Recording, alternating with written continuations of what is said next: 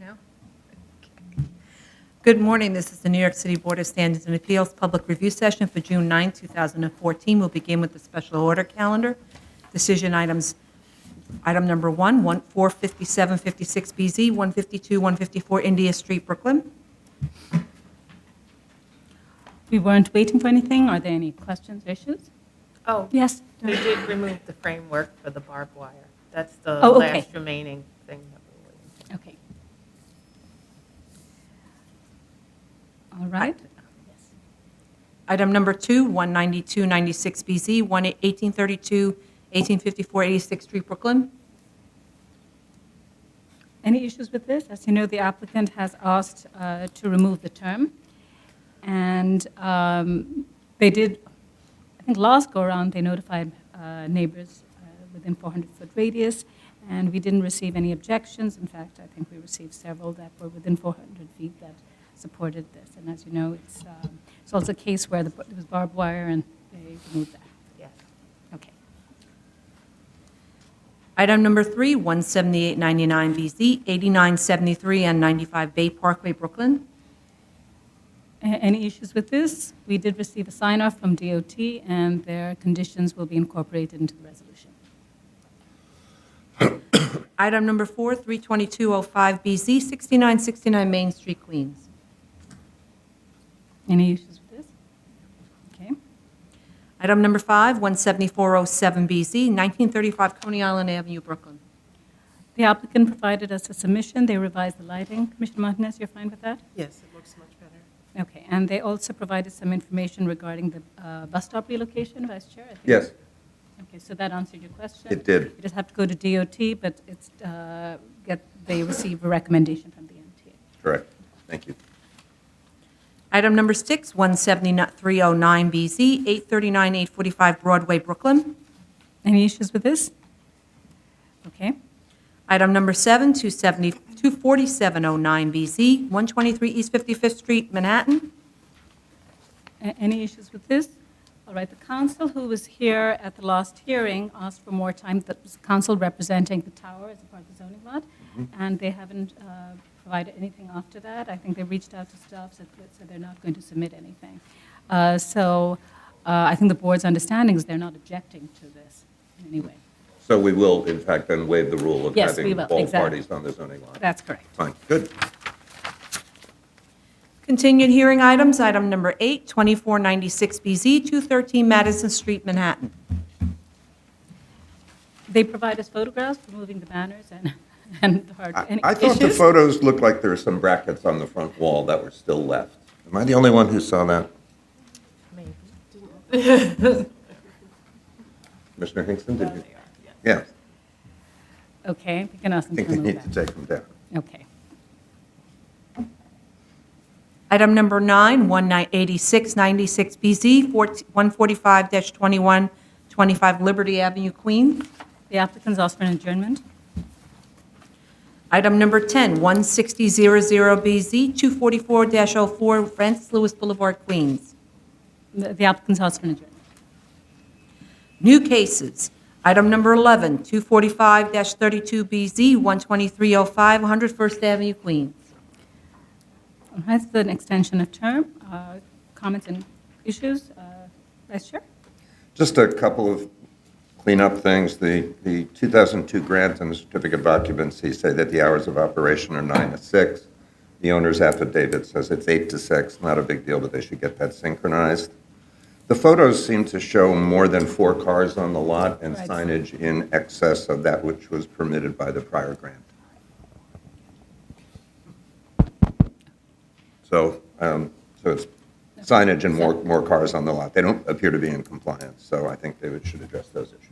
Right, I think there are about 7 cars from the photographs, and signage did seem to exceed what's allowed.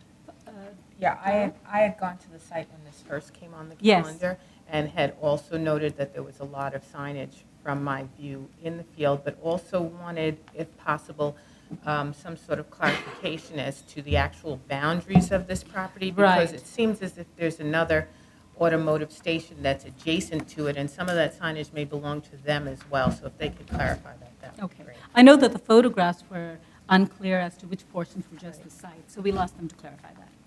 And I just had a Commissioner? question about the cars that are on the site. Some of them don't have license plates, and I'm wondering whether they're for sale or how come he's got cars without license plates? Right, they used, I think it says used car sales or something, so if that is part of the operation, they should explain that. Then there Mr. was a Martinez? situation where they have a truck parked where the cars are, where the car parking Right. is allocated, and it's adjacent to the residential property. It was also in the photos and when I went there.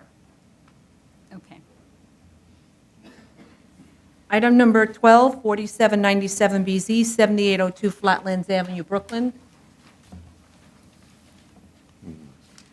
Right. Questions and comments? Yes. I just think they need to, they're asking for the removal of the term. Yes. And theoretically, I understand, they say the term is proven problematic for the property owner in various aspects of business administration. They should give us some evidence of that, just to explain further, why it's a problem. And we can ask them to notify neighbors in the surrounding area if they want the Exactly. term removed. We regularly do that in this kind of a case. They should tell us whether or not the trash for all stores is collected by the same collection company at the same time. The 1998 resolution said that all the signage would be limited to Flatlands Avenue, yet the sign analysis shows Rite Aid signage on both 78th and 79th Right. Street. The conditions of the prior grant did not appear on the C of O. They were supposed to. So since there are remaining, I think there are like 5 operational conditions from the prior grant, we should just get an assurance that if they want the term removed, that the operational conditions will actually get put on the C of O. I discussed this with Commissioner Hinkson, and she said it's mostly an administrative matter at DOB, Right. that they can get that done. And then I'd like them to just give us further information on what are the conditions at the rear lot line, because it's adjacent to residential. Okay. Commissioner Otterberg? No. Sorry, okay, Commissioner Easton, I was looking beside her. There's some graffiti on the Flatlands Avenue side at that garbage area. They can clean that up. And also, I think there's an additional container that's not listed on their plans by the garbage. Okay. So if they could explain that, that'd be great. And when I visited the site, the trash dumpster was not in the trash storage area. And I also noted the steel container. Okay. All right. Item number 13, 28001BZ, 663673 Second Avenue, Manhattan. All right, the applicant is asking for additional time to construct on the site that I think the board has seen before. They've discussed that, in fact, the reason why it's taken so long is partly because there are issues related to the MTA as well as the use of the airlines through an RFP. So they're asking for more time. Any issues? I have a couple of issues with, with this site. Now, we know that the advertising sign issue is in litigation, so there's Yes. really no reason for us to discuss that in this context. But I would like the applicant to address the question of whether or not the parking lot is a legal use. I think that when a property owner seeks to renew a 12-year-old variance, that they should at a minimum demonstrate to us that the property is being used in a lawful manner. And then I also think they should, just because this is so old, I think they should update us in greater detail about, for example, whether or not the post office is still in the mix. That was one of the conditions of the initial grant, and that if the post office was not going to be a part of this development, that they would come back to us. I just would feel more comfortable if I knew sort of what is the status of this proposed building. Okay. Other comments? All right. Item number 14, 34102BZ, 231 East 58th Street, Manhattan. I think the board may remember this case. It came to us a couple of years ago. The applicant is now asking for a removal of the term, which otherwise expires on April 8, 2023. They've also discussed that they do not want any limitation related to eating and drinking. This issue had come up at our last hearing when we had this, and we support the project, and they've reiterated the same arguments in this case as well.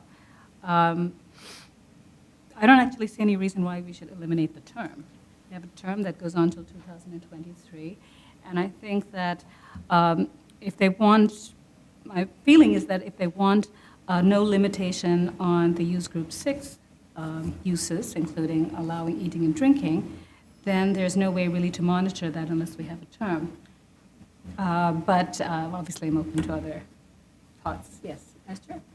No, I would concur with you. If they want the limitation on eating and drinking establishments, they need to come back. If they want that removed, I think they need to come back to us and Right, just give us a rationale. Well, there is no limitation right now. And in fact, when we had reviewed this last time, we considered it because I think the community board actually raised it as an issue. But I thought we had imposed that We had- limitation. We did not? No, we did not impose any okay. limitations. So Okay.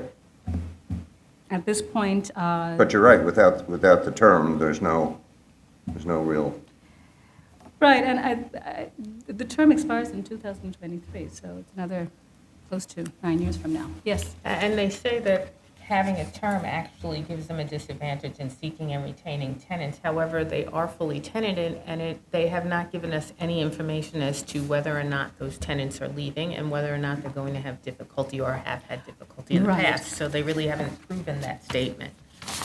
in point of fact, the block should be rezoned, but that's not our job. Right? I mean, That is correct. I mean, it's That a is- fully commercial block. We have half a dozen variances on East 58th Street. That is exactly what the community board said. And in fact, that's one of the arguments the applicant is making as to having no limitations on this because you have all these uses. And in fact, the right policy decision is to rezone that. Okay. Any other comments? Appeals calendar, decision items. Item number 15, 16413A, 307 West 79th Street, Manhattan.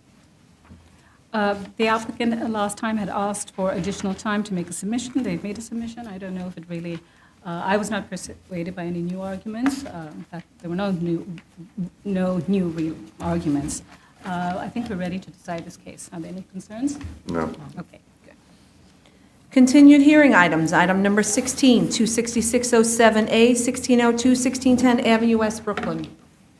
All right. I know that the applicant provided additional information regarding securing funds to build this project. I know an issue has come up about the fact that there's been a long period. We've already extended this and no work has proceeded. Our council did have a look at the case law surrounding this issue, and Becca, do you want to speak to that? Sure. So among the New York State cases related to vested rights, there's one case called Lafrac versus Galvin, which addresses two of the issues that have come up in this case head-on. And those are whether a change of ownership is relevant in the vesting context, and whether, or what weight is given to a board's prior approval when an applicant is seeking a subsequent renewal. And so in that case, over a 9-year period, the board granted 9 one-year extensions to continue construction, and then ultimately decided, at the 10th go-round, decided to deny the request. And 2 points for the denial were, 1, that the ownership had changed, and 2, that suddenly determined that substantial construction had not been completed within the relevant period. So the court was very clear that change in ownership is not relevant. It's not noted, no such restriction is noted in the zoning resolution, and it also offends constitutional rights to transfer property.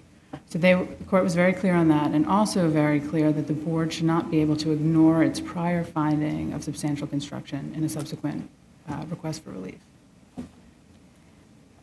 Questions and comments? Just a brief comment. I wanted to thank council for doing that additional research. I had requested, because I have found this particular property to be problematic. I understand the complaints of the neighbors, but council is undoubtedly correct. There's not been an abandonment. There's been no recoupment. There are very, very limited circumstances in which a board such as ours can overturn a determination of vesting that had been made on a record of substantial evidence. So while I certainly would hope that this property owner would fix the sidewalks and make sure that the property was in good repair, I'm confident that there is not a legal basis for us to reverse our earlier decision of vesting on this.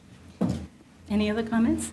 I just wanted to say that I think that they should try to address the sidewalk issues. as quickly as possible. That's a danger, and it is, surrounding their property.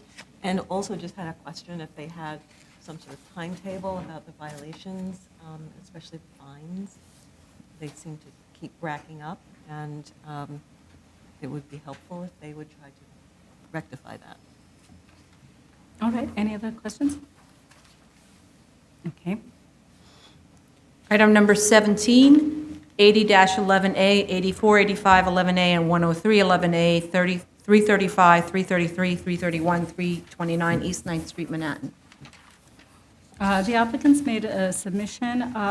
Our council has reviewed the legislative history regarding the board's ability to waive certain sections of the MDL that come under height and setback, so I think actually height regulations or bulk regulations.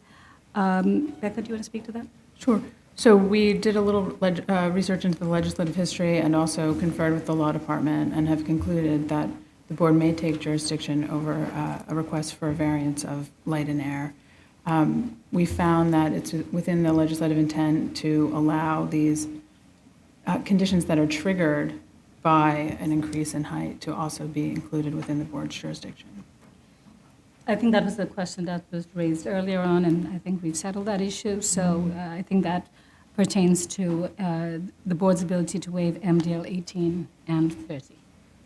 But as you know, we had a lot of concerns in the applicants' I think, prior submissions in showing what it would mean to comply with the MDL. We asked them to, in fact, give us the same level of information that they had provided to us when this case was before us, and that included showing what it would mean if they did comply with the MDL, and also we had asked them to look at the costs associated with making this compliant. I think they've talked about it in more detail this time, but they really haven't explained the costs associated with it, and I know some of the commissioners still have concerns.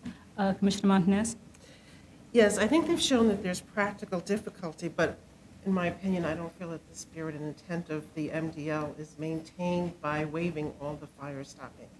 I think fire stopping and sprinklers serve different purposes.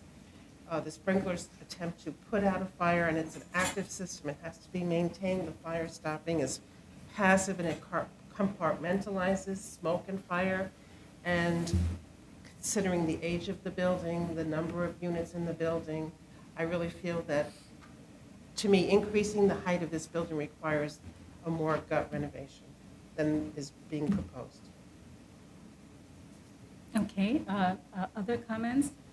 I would tend to agree. I sort of was not clear from the architect's letter whether they were talking about all of the interior partitions that needed to be fire stopped, or just those that abut the Public space. public stairwell. My suspicion is that I think he only needs to cover the public stairwell adjacencies, which, in my mind, depending on how he's going to accomplish it, probably could be accomplished from the outside of the tenant space. So they wouldn't necessarily have to invade the tenant space to make that happen. So if he could maybe talk to that a little bit. But I also had a couple of other questions. The applicant states that our last go-around, approved that there was difficulty in sort of all the interior tenant spaces to be able to comply with the MDL. And I don't think that that's exactly how we approached it.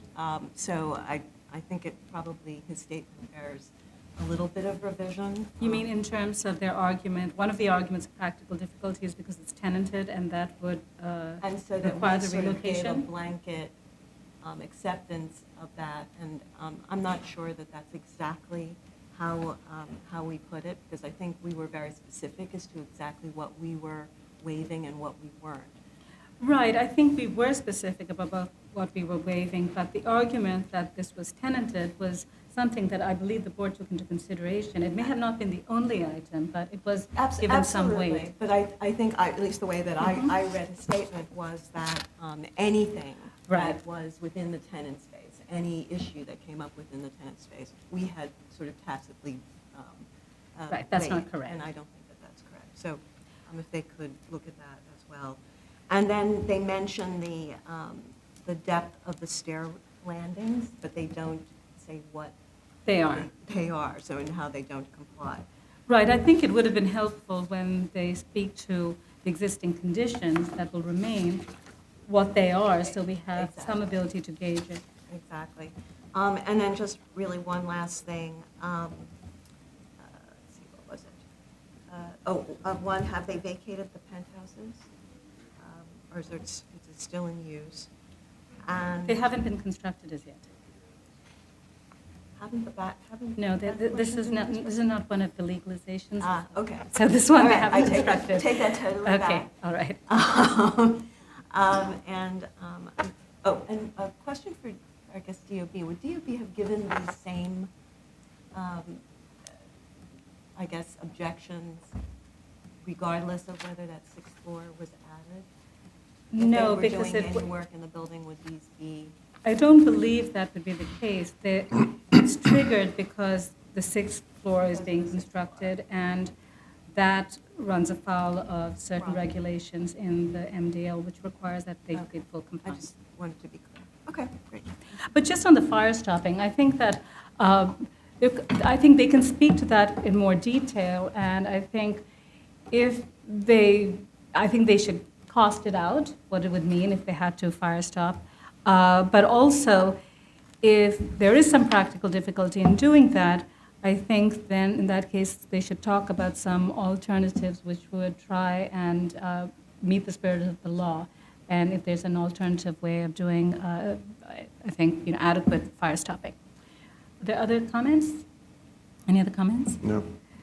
All right. They also make a comment in terms of the MDL 30 and 18, is that somehow, if in fact tenants change, they would start complying with the law. And I just want them to explain to us what they mean by that. I think it was in the architect's letter, that somehow, if there's change of occupancy, then they would correct themselves. And I just want to understand how they're planning to do that. There was a building where there's permits posted where they're doing, it seemed to me that they were doing an interior renovation Mhm. of apartments 3 and 4 on the 3rd floor of, What? I think it's 331. Okay. And they actually got some violations, and the inspector, it made it sound like it's a gut renovation, like the entire interior is being removed. So if they could speak to that, if that's something they're doing. Okay. All right. Next case. The new cases, item number 18, 4507A, 1472 East 19th Street, Brooklyn. All right, questions and comments? It's very similar to Avenue S. Yeah. It is, it is. As you know, in this case, this property was sold in 2013, November, and the new owner is planning to build this, and I think they've shown some line of credit that they have in being able to construct this. Right, line of credit and a savings account, and apparently to document their ability to move forward.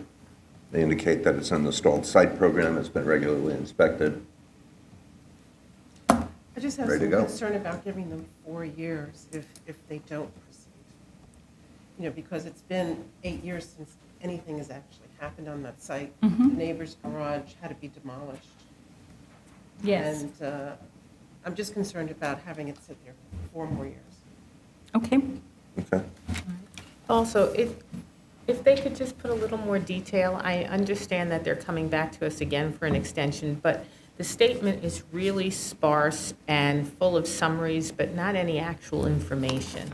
So it actually requires us to go to all of the other, Resolutions. resolutions to follow through to actually get that, and that's something that could simply be done in a few paragraphs. Just give us the total amount of work done and no work done since the last extension. Same thing with the money. Just restate the loss with a little bit of detail. Okay. We'll ask them to revise their statement.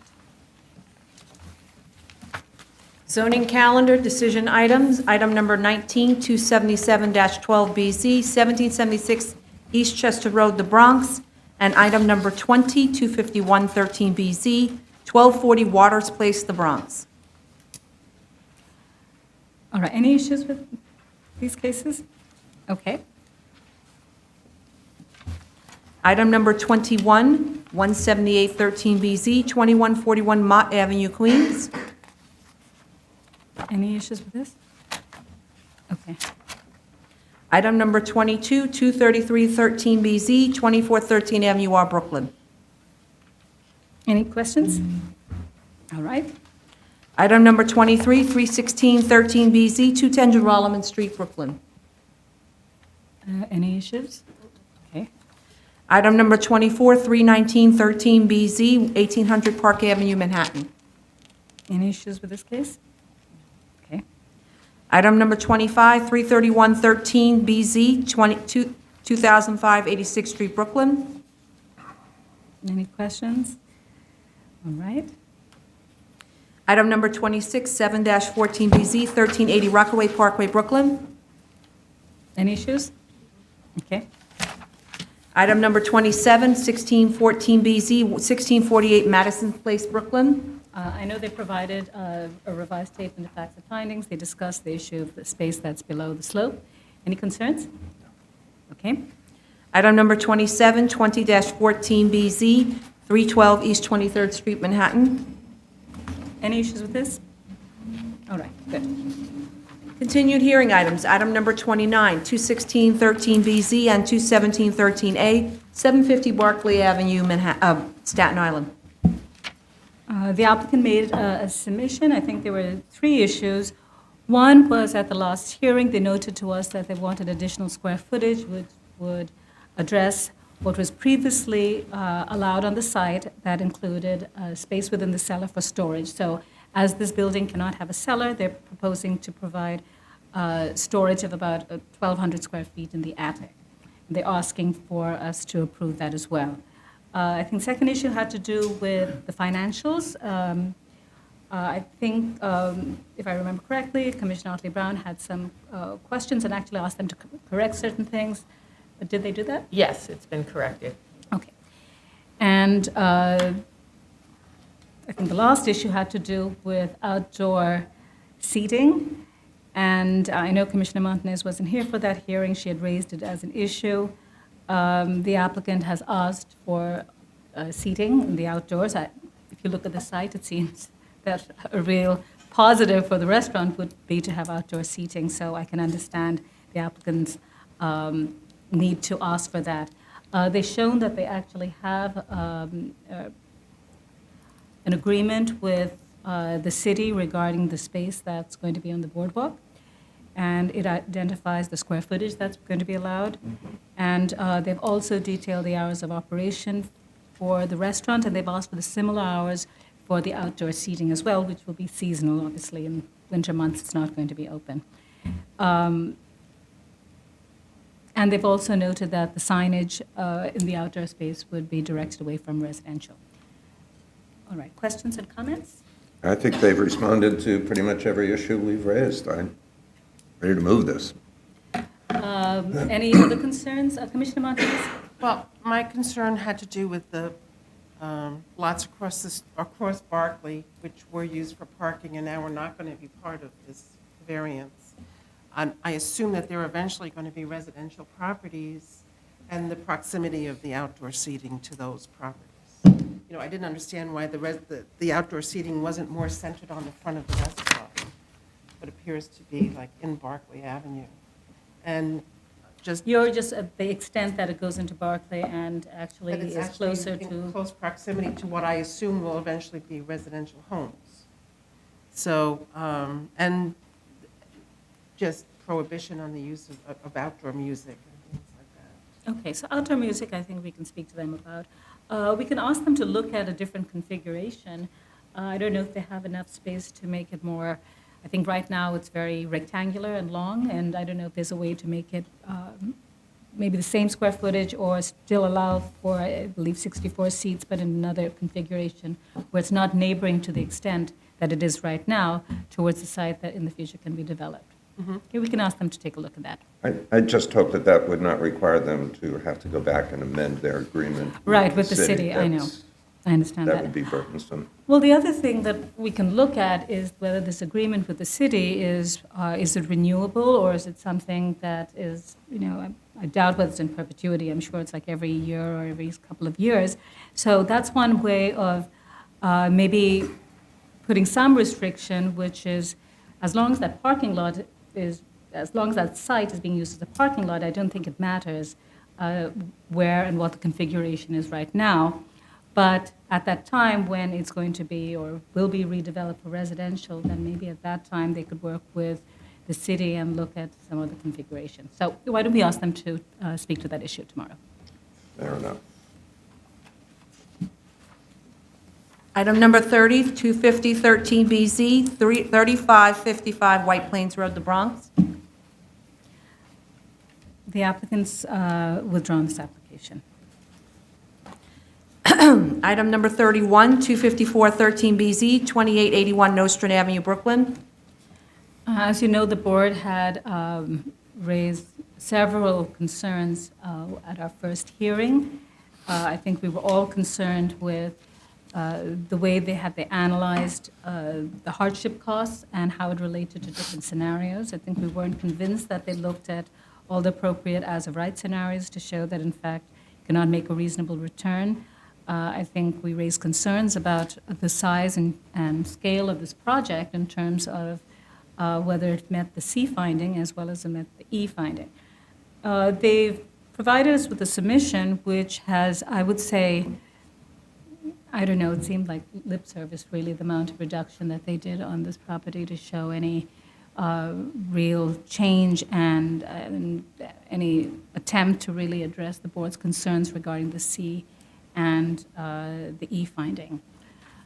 Comments and questions? Yes, Commissioner Otley Brown? Yes, first of all, I would love to have a little clarification, because it seems to me that one of the ways in which we were talking about limiting the remediation costs was to have them show us scenarios that didn't have seller as-of-right scenarios. Right. And while it does sort of address that in the financials, the plans, I believe, have sellers for both the as-of-right homes as well as the as-of-right multiple dwellings. So there needs to be clarification as to that. Okay. And then when you move on to discuss the remediation costs, which were revised down, Yes. the as-of-right homes was revised down to $669,000, but the as-of-right multiple dwelling was only revised to $1.22 million, and they have the same exact footprint. And if neither of them are going to have a seller, I don't understand why there would be that kind of a difference between the two. So if they can give us detail about that.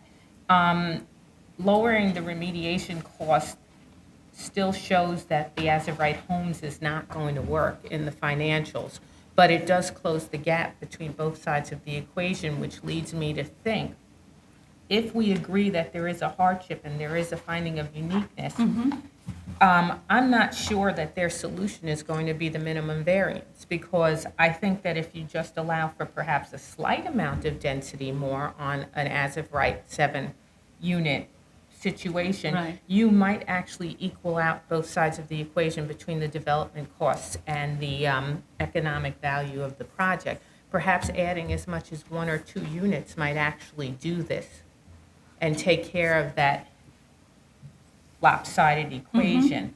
I think that if you jump to that proposed, you're looking at a situation, a different type of housing stock, which is larger, it's heavier, you have more foundation costs, you then have this huge cellar because it's driven by parking. Right. And those things are not needed on this site, and it certainly helps drive up the costs. So it's kind of like a cyclical sort of thing. The more I Right. build, the more relief I'm going to need, and I don't think. The more that- expensive it is to build, and therefore the more Exactly. units I need to. Exactly, and you could just offset keep those going costs. around on that merry-go-round, so.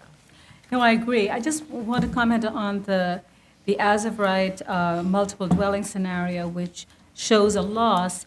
I just note that the construction costs that they have are extremely high as compared to what it is for the proposal. I think it's close to $440 per square foot, and I believe the construction cost of the proposal is, I think, 300 plus odd per square foot. And this doesn't even include the environmental remediation cost, so that's separate. So I think there seems to be some issue there that may show that, I'm not sure it'll show that the multiple dwellings will work, but it'll just be a more accurate depiction of the infeasibility. I think it would make sense for them to show us a scenario without the hardship costs. I think we've used that as a way to gauge how much variance is necessary. So if they could do that, and maybe we should ask them to do a couple of lesser scenarios. As you know, this is a district which allows 0.5 FAR. They're at over 2, and it seems that they should look at something which is like 1 FAR or 1.5 FAR, which will significantly, I think, reduce the scale of the project and make it easier for the sea finding. I mean, one of the problems I have with this building is not only that it has such an excessive FAR, it's a long site, and I think that there are zoning regulations which actually limit the length of these buildings. And so when you have a building that's much longer than what's allowed, plus it's much taller, and you require heightened setback waivers, I think the impact it has on the street is much more significant. And to me, it seems that that's one thing that they could at least try and do is not ask for a waiver for, I think it's called the length of the building, that regulation, and look at scales that are more at 1 FAR or 1.5. Other comments? Yes? In the remedial cost estimate, I couldn't really determine how they arrived at their excavation quantities. I think they should clearly explain, this is what we're doing. It wasn't clear to me if they treated paved versus unpaved areas differently. And then it was also not clear whether there was double counting between Quilton's excavation and support and the remediation costs. Okay. Other comments? Yes. I had a Chair. question on the remediation costs that includes a 50% contingency. Is that the industry norm for remediation costs, to have a 50% contingency? I think that I don't think we've ever seen it as high as that. it jumped off the page at me, and I think they need to explain that.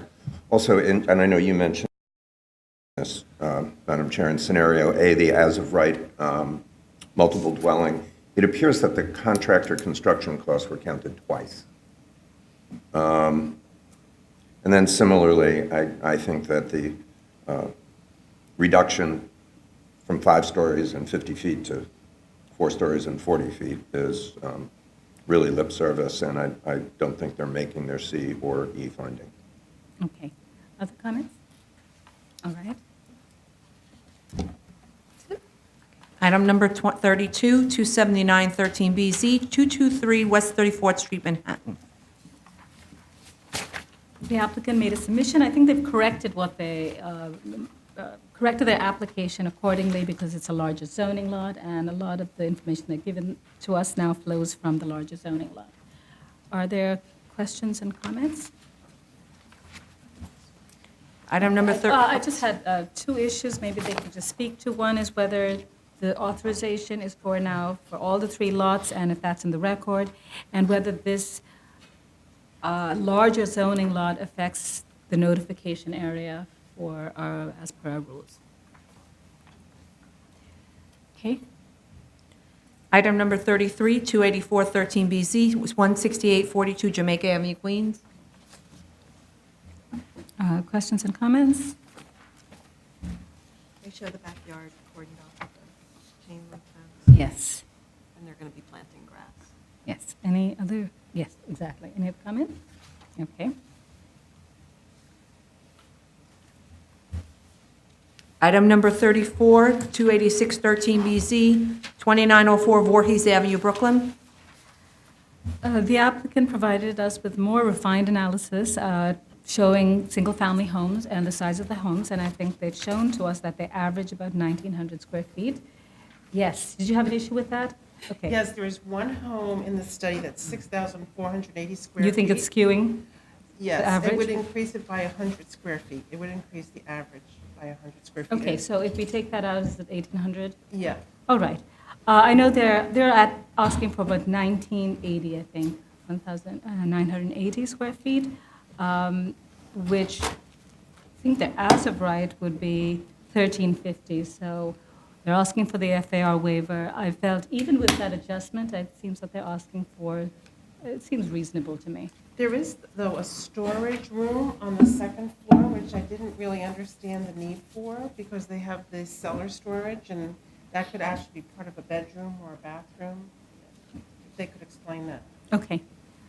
Commissioner Hinkson, I know you had raised some concerns. I did, and I think they addressed the window issue. However, I'd like DOB just to check that porch to make sure that it complies with being 50%. Okay, so it's not considered as floor area, right? Correct. Okay. Any other comments? Okay.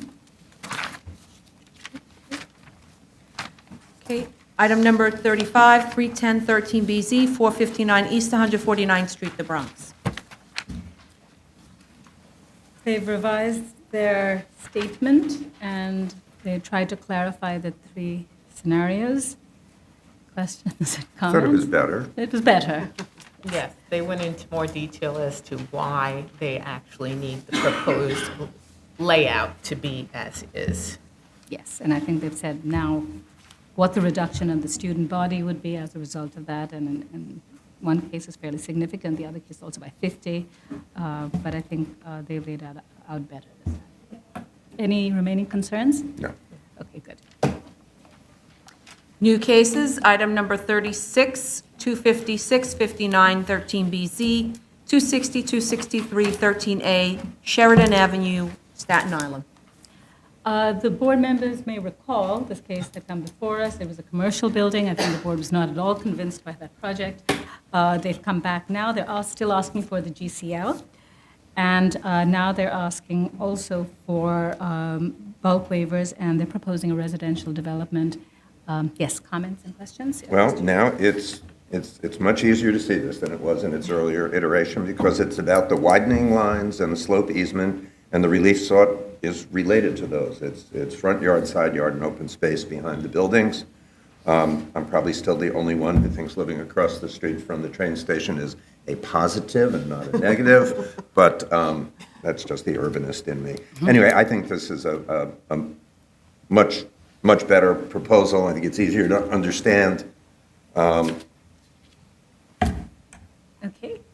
Yes, comments? Yes. I'd like some information regarding the existing width and the proposed width of Giles and Sheridan, because it wasn't really clear to me. I know the DOT is asking for a 20-foot widening at the end of, I believe They're asking for 28 feet along Sheridan, I believe. No, I believe they've taken that back. Oh, they've taken that off? Okay. And what they want at the end of Sheridan is a small increase of the street width to enable a turnaround. Because if you go there, it's very difficult to easily turn around, and cars do park on the street.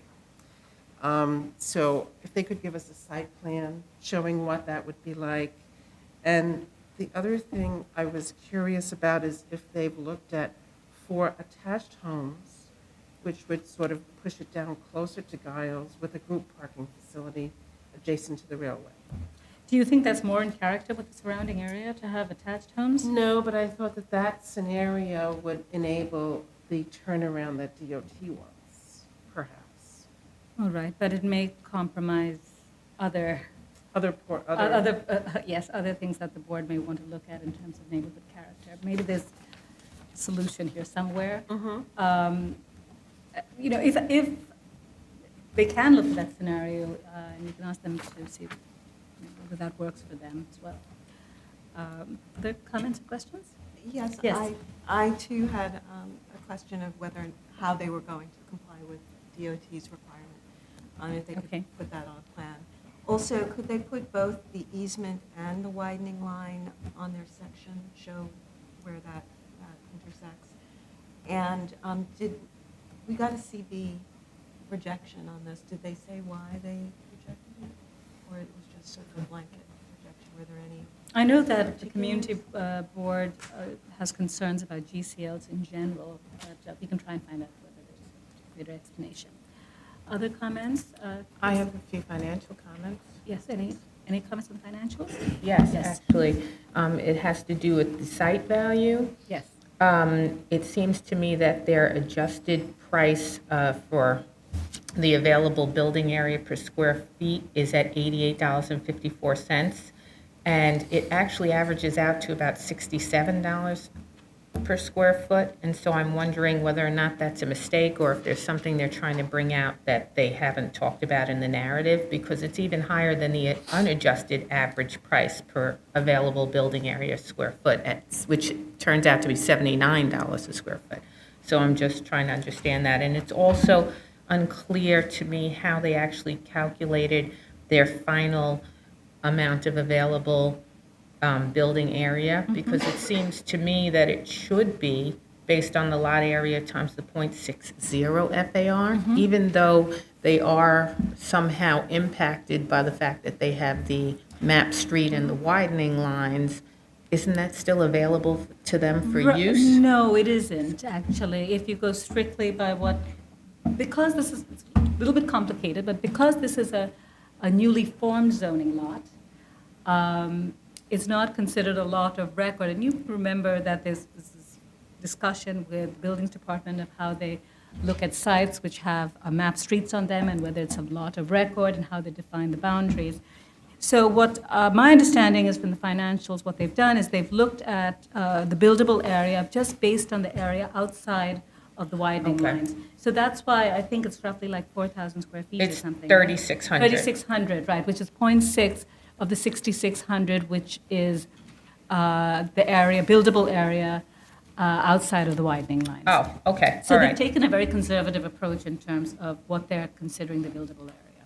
Okay, then all they need to do, I guess, is explain why they chose the $85 a square foot versus the 68. Okay. And then I have a question just about the as-of-right homes and the alternative homes selling for the same amount, where it seems to me that the as-of-right homes might sell for more than the alternative because they actually have more land around them. Even if you can't build on it, it's still, if you're a single-family home, a larger yard certainly is more of a premium than being adjacent. Okay. Any other questions? All right. That's it. Move on. Next one. Item number 37, 299 13BZ, 4299 Holland Boulevard, Staten Island. All right, questions and comments? This is a part legalization and a part enlargement of an ambulatory diagnostic treatment care facility, which is now merging 3 lots into one. They're providing the parking. Yes. Comments? I question the parking calculations. Yes. Because in Staten Island, and recently, even if you have a cellar of a community facility and it's supposedly used for storage, you have to include that in the parking calculation. Even if are you sure about that? I have it right here. Then I believe you. I know that you have to count the cellar space, but I thought it did not include storage. It only included. It says, in lower density growth management areas, all cellar space, including storage space, shall be used to determine parking requirements. Okay, that seems pretty clear. So the calculations then would increase the amount of parking. spaces. Right, and the dwelling unit requires 1.5. And it wasn't clear whether that was included in the 11 or it just wasn't really I think he mentioned. used 1. It was Okay. on the plans. Okay. And then it seemed to me And that, maybe that's because it pre-existed, but that's, because the 1.5, I think, oh, possibly. was from 2004. Mhm. So that's possibly the reason why they used 1, but we can ask them to clarify that. But they didn't even have the 11. If you count, it's only 10. They're missing number 4 on the Oh, plan.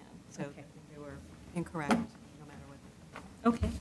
I thought it would be wiser to remove more of the rear portion of that building that goes to the property line and connect the 2 parking areas and improve the circulation in some way.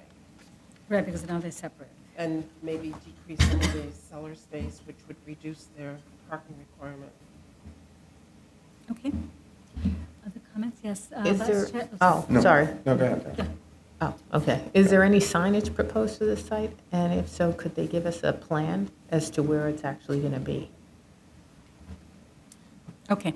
I would also like details of the fencing they proposed, the lighting, things like that, the landscaping. All right. In general, I thought that the C finding was weak, that the scale and placement of the building relates harmoniously with the surrounding buildings. I just think there needs to be a better analysis on that. I'd like to know where their zoning lot merger stands and I also wanted to know is the residential space is actually inhabited and used as such? Okay. Also on some of their sheets, with the breezeway, they don't mention that that's actually part of the legalization. It just says the existing condition. So if they could just make sure that they've identified the illegal, currently illegal construction as such. Okay.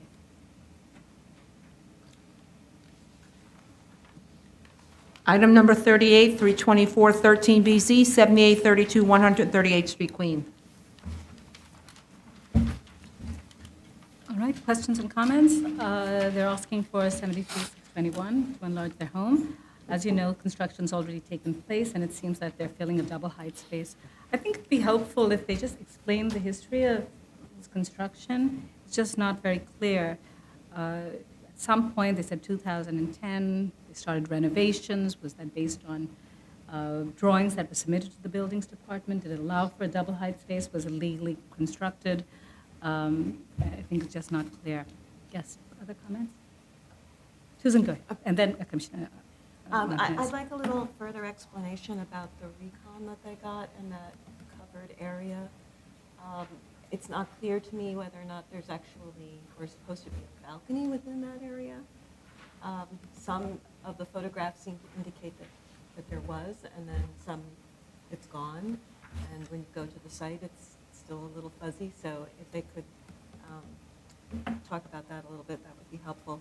And also, there should be an attic in this building, and I don't think we have plans for an attic. Okay. I think they made a statement that there's no exterior changes to the building and that the floor area is actually being added within the current envelope. Right. So I just wanted to clarify that because they didn't really show us where, I didn't understand where that was happening. Okay. Any other comments? All right. Item number 39, 1514BZ, 12-03 150th Street, Queens. This is for an enlargement of an existing school Right? based on their programmatic need. Floor area, sky exposure plane, and accessory parking are the waivers that they're seeking. And I think that while the floor area waiver is sizable, I think they have justified it. I think they've demonstrated the need. Even with what they're proposing, they're having 105 square feet per student, whereas guidelines suggest 130 feet. I think the way that they have designed the changes to the building was thoughtful. I think the ability to use the attic space is helpful. I think it reduces the visual impact of the building. I think it's a good proposal. Regarding the Comments? parking, Yes. there is a church parking lot across the street, and I was just wondering if that's available for the school use during the week. There was some discussion, I think, with the community board about that very issue, about Providing parking on that about side. providing parking over there, and also changing the manner in which parents pick up and drop off students. So maybe we can just ask the applicant to see if they're still in discussions with the community board, and I don't know if there was a civic involved, but I know there was discussions with the community Right. board and with the local council member. Also, if they could give some information, I think the community board complained about the simultaneous dismissal of schools Right. all in the area. They wanted it to be If they staggered. could or tell something. us, how many schools, where are they located, and what's the dismissal times? Okay. Other comments? All right. Item number 40, 27-14BZ, 496 Broadway, Manhattan. They're asking for a waiver for use to allow retail on the ground floor and the cellar. of the existing What a building. surprise. M15B zoning district wants retail in Soho. And as you know, it's a small lot. They've explained that the building's obsolete, and they've done analysis of how this compares with other buildings in the surrounding area. That's my only question is, in their study, they say that, I forget, 22 of these small, narrow lots have commercial use group 6 use. And I just wanted to know how many of those are legal, if they're going to use that as justification. Other comments, or, yes, any comments? Yes, Commissioner Brown? Well, my comments have to finding? do with the B finding. Mm-hmm. You ready to move to the B finding? Yes, but any issues with the A finding? No, I think it's fine. Okay. My question has to do with the site value, and it's based on buildings with commercial on the first floor, but it really should be based on Right. buildings with non-commercial uses on the first floor. Or with conforming uses? Right, conforming uses. So that should bring the price down, and then that should somehow affect the minimum variance.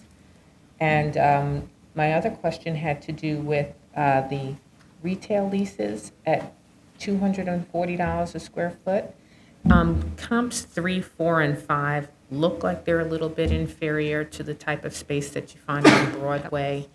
If they could just address that issue, that would be helpful. And also address whether or not it includes storage, because I believe they said they do include storage into it. But just tell me how they're factoring in the calculations for the portion of it that has to do with the storage space. Right, they've, I think, incorporated, but we can ask them to explain the Yeah. calculation. Are there other comments? All right, this is within the historic district. I know that they have a certificate of appropriateness from LPC. I just want to make sure that the one that was issued in 2008 is actually what is reflected in their building today. And that's according to the LPC approval. Item number, ready? Item number 41, 39-14BZ, 97 Reade Street, Manhattan.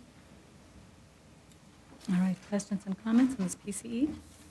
My only question was, it's all personal trainers. How do you ensure that the personal trainers comply with the proposed hours of operation?